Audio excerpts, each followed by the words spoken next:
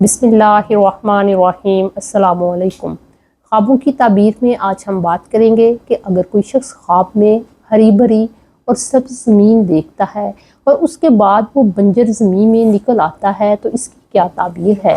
हज़रत अबू बकर सिद्दीक़ रज़ियल्लाहु ताला के पास रुबिया बिन उमैया बिन खलफ हाजिर हुआ और कहने लगा कि ए खलीफा रसूल सल्लल्लाहु अलैहि वसल्लम, मैंने कल रात ख्वाब देखा है कि मैं हरी भरी और सब जगह पर मौजूद हूँ। इसके बाद मैं एक बंजर ज़मीन पर निकल आता हूँ जहाँ कोई हरियाली नहीं और बिल्कुल भी सब्ज़ा नहीं है। और मैंने ये भी देखा कि आपके दोनों हाथ मिल गए हैं और आपकी गर्दन में तोक हैं।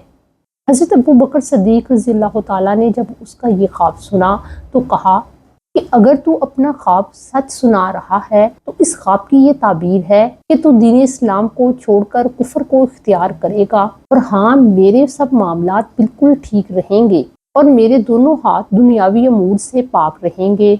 और फिर यूँ हुआ कि हज़रत उमर रज़ियल्लाहु ताला जब खलीफा थे तो रुबिया मदीने को छोड़कर चला गया और मुल्क रोम में कैसर के पास जाकर नसरानी बन गया और इसी हालत में उसे मौत आई। इस बात से पता चलता है कि अगर कोई ख्वाब में सब्ज़ा हरियाली देखता है तो ये दीन इस्लाम को ज़ाहिर करता है और बंजर ज़मीन और वीरान ज़मीन बेदीनगी की अलामत है।